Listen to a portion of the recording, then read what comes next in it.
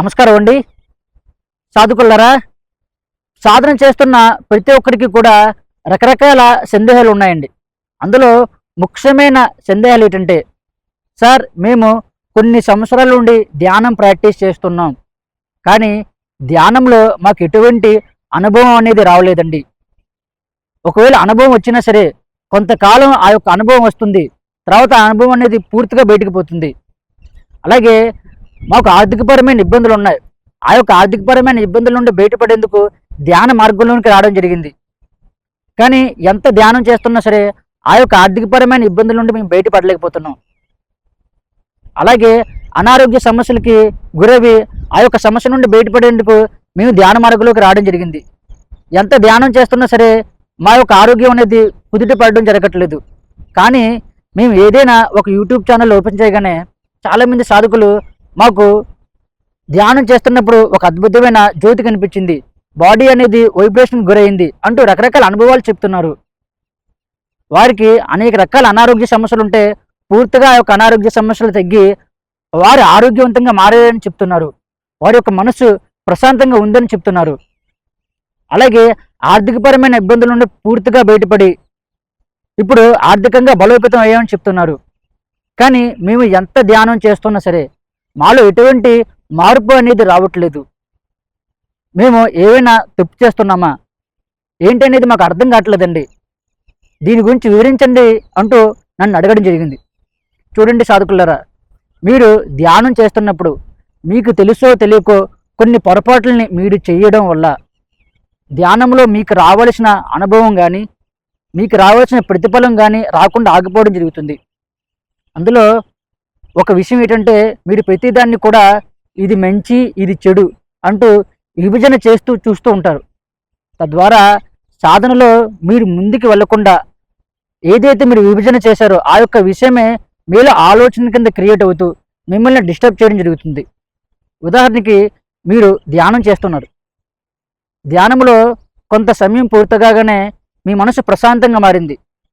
ధ్యానంలో పూర్తిగా చేరుకునే సమయానికి రాబోడికి బయట నుండి ఏదో ఒక పెద్ద శబ్దం వినిపించడం, అలాగే మీ యొక్క స్నేహితులు కానీ ఇంట్లో వాళ్ళు కానీ మీరు ధ్యానం చేస్తున్న గదిలోకి రావడం, రకరకాల మాటలు మీ ఇంట్లో వాళ్ళు మాట్లాడుకున్న మాటలు మీకు వినిపించడం, తద్వారా ఒక్కసారిగానే మీ యొక్క ధ్యానం అనేది డిస్టర్బ్ అవ్వడం జరుగుతుంది.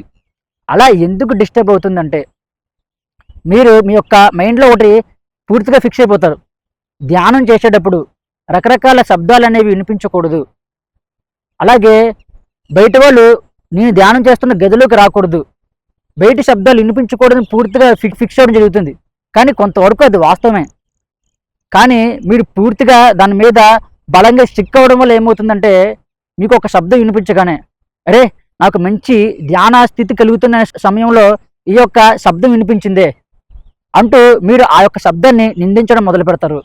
అలాగే మా ఇంట్లో వాళ్ళకి ఎన్నోసార్లు నేను చెప్పాను కదా గదిలోకి రావద్దని, అయినా సరే గదిలోకి ఎందుకు వస్తున్నారు, అలాగే పెద్దగా మాట్లాడొద్దని చెప్పాను కదా ఎందుకు పెద్దగా మాట్లాడుతున్నారు అంటూ మీరు ఆ యొక్క విషయాన్ని వ్యతిరేకించడం జరుగుతుంది.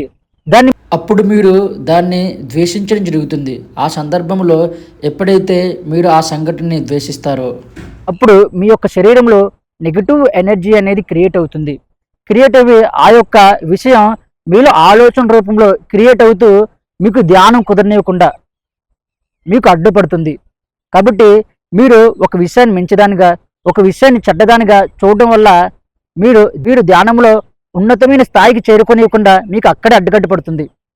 అలాగే వీరు కొన్ని సంవత్సరాల నుండి ధ్యానం ప్రాక్టీస్ చేస్తూనే ఉంటారు, కానీ వీరిలో భయం, ఆందోళన, కంగారు, కోపం, అసూయ, ద్వేషం ఇలాగా రకరకాల ఎమోషన్స్ని వీరు ప్రతి క్షణం కూడా వీరి యొక్క చుట్టుపక్కల ఉండే స్నేహితులపైన, కుటుంబ సభ్యులపైన, చుట్టుపక్కల ఉండేవారిపైన వీరు చూపిస్తూ ఉంటారు.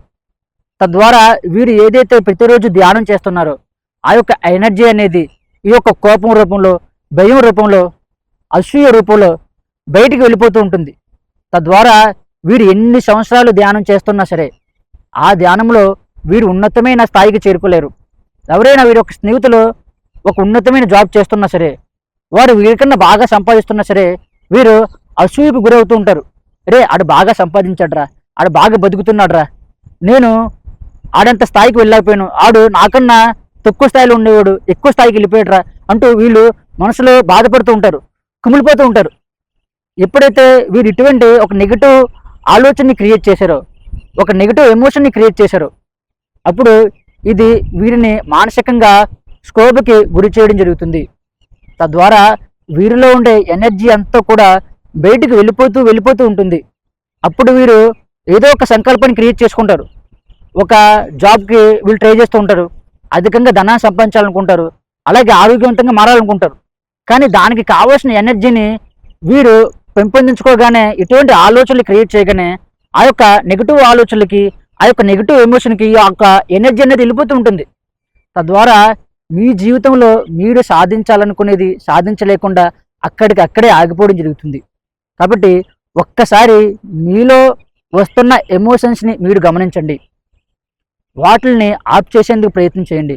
అసలు ఇన్ని రకాల నెగిటివ్ ఎమోషన్స్ ఎందుకు వస్తున్నాయి, నెగిటివ్ ఆలోచనలు ఎందుకు క్రియేట్ అవుతున్నాయి అనే విషయం పైన మీరు ఒక్కసారిగా ఆలోచన క్రియేట్ చేయండి.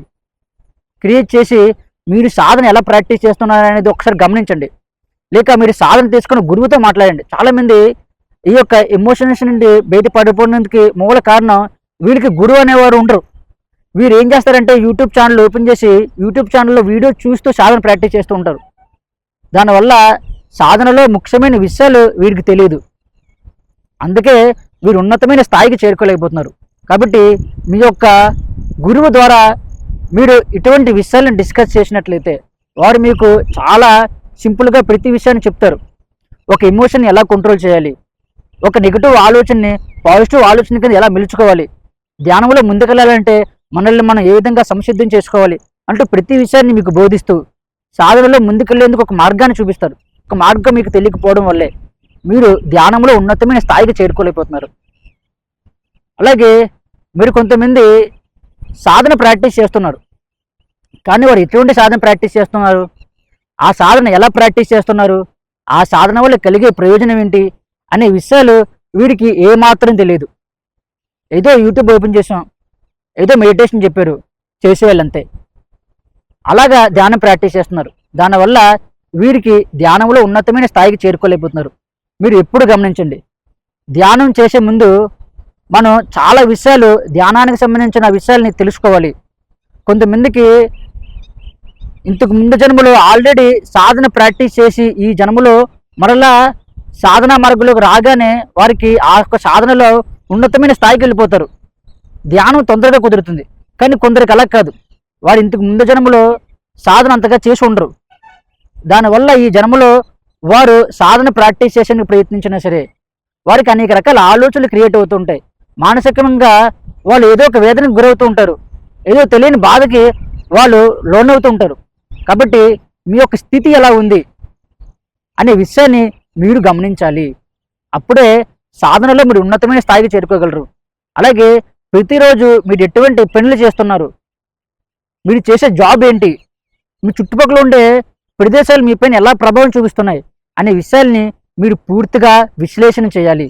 అలా విశ్లేషణ చేయాలంటే మీకు మీరుగా చేయలేరు. గురువు ఆల్రెడీ ఈ యొక్క విషయాల్ని దాటి అనేక రకాల విషయాలను అనుభవంలో పొందాడు కాబట్టి వాటిని ఏ విధంగా దాటాలి, ఏ విధంగా ముందుకెళ్ళాలి అనే విషయం, ప్రతి విషయం కూడా గురువుకి తెలుసు. కాబట్టి గురువుని సంప్రదించినట్లయితే మీరు ఏ స్థాయిలో ఉన్నారు, ఆ స్థాయి నుండి మీరు స్థాయికి చేరుకోవాలంటే సాధన ఎలా ప్రాక్టీస్ చేయాలి, మిమ్మల్ని మీరు ఎలా డెవలప్ చేసుకోవాలి అనే విషయాన్ని గురువు మీకు బోధించడం జరుగుతుంది.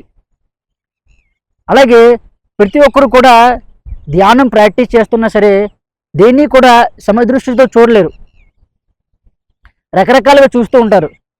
తద్వారా వీరు ధ్యానంలో ఎంత ముందుకు వెళ్దాం అనుకున్నా సరే ముందుకు వెళ్ళేందుకు వీరికి అవకాశం కనిపించదు. ప్రతిదాన్ని కూడా తప్పు పడుతూ ఉంటారు. ఇది మంచిది, ఇది చెడ్డది, ఇది ఒప్పు, ఇది తప్పు, ధ్యానం ఇలాగే చేయాలి, ఇలా చేయకూడదు, వీరు తప్పుగా చెప్తున్నారు, వీరు ఒప్పుగా చెప్తున్నారు, ఇలా ప్రతిదాన్ని కూడా వీరు వ్యతిరేకిస్తూ ఉంటారు. ప్రతిదాన్ని కూడా సమదృష్టితో చూసేందుకు వీరు ప్రయత్నించారు. అలా ప్రయత్నం చేయలేకపోవడం వల్ల వీరు ధ్యానంలో ఉన్నతమైన స్థాయికి చేరుకోలేరు. కాబట్టి మీరు ఏం చేస్తున్నారు, ధ్యానం చేసేటప్పుడు మీరు ఎటువంటి జాగ్రత్తలు పాటిస్తున్నారు, మీ యొక్క మనసు ఏ విధంగా ఉంది, మీ యొక్క ఆలోచన ఏ విధంగా ఉంది, మీ యొక్క ఎమోషన్స్ ఏ విధంగా ఉన్నాయి అసలు మీకు గురువు అనేవారు ఉన్నారా లేరా అనే విషయాన్ని మీకు మీరుగా ప్రశ్నించుకోండి. అప్పుడు ధ్యానంలో మీరు ఉన్నతమైన స్థాయికి వెళ్ళాలంటే ఏం చేయాలి అనే విషయం మీకు తెలుస్తుంది. కాబట్టి మీరు ఈ యొక్క విషయాల్ని నెమ్మదిగా ఆలోచించి ఒక్కొక్క దాని గురించి మీరు విచారణ చేయడం మొదలుపెట్టండి. విచారణ చేయడం ద్వారా ధ్యానంలో మీరు ఉన్నతమైన స్థాయికి చేరుకోగలరు. నాకు ఎమోషన్స్, నెగిటివ్ ఎమోషన్స్ ఎందుకు వస్తున్నాయి, నెగిటివ్ ఆలోచనలు ఎందుకు వస్తున్నాయి, ప్రతిదాన్ని నేను ఇది మంచి చెడు కింద ఎందుకు చూస్తున్నాను, ధ్యానంలో నేను సరైన క్రమ పద్ధతిలో ధ్యానం ప్రాక్టీస్ చేస్తున్నానా లేనా అంటూ మీకు మీరుగా ప్రశ్నించుకోండి. అప్పుడే మీరు ధ్యానంలో ఉన్నతమైన స్థాయికి చేరుకునేందుకు అవకాశం ఉంటుంది. ఉదాహరణకి ఒక వ్యక్తి ఆరోగ్యవంతంగా మారాలనుకుంటున్నాడు. మారాలనుకున్న వ్యక్తి తను తాను ఈ విధంగా ప్రశ్నించుకున్నాడు. ఆరోగ్యవంతంగా ఉండే వ్యక్తి ఒక 100 అడుగులు నడుచుకుంటూ ఇంటికి వెళ్తాడా, లేక ఏదైనా క్యాబ్ బుక్ చేసుకుని ఇంటికి వెళ్తాడా? ఆరోగ్యవంతంగా ఉండే వ్యక్తి జంక్ ఫుడ్ తింటాడా, లేక ప్రోటీన్స్ నిల్వలు ఉండే ఫుడ్ తింటాడా? ఆరోగ్యవంతంగా ఉండే వ్యక్తి ప్రతిరోజు వ్యాయామం చేస్తాడా, లేక బద్ధకంగా పడుకుంటాడా అంటూ తనకు తానుగా ప్రశ్నించుకోవడం జరిగింది. ఇక్కడే మనకు విషయం తెలిసిపోయింది. ఆరోగ్యంగా ఉండే వ్యక్తి ఖచ్చితంగా 100 అడుగులు ఖచ్చితంగా నడుస్తాడు.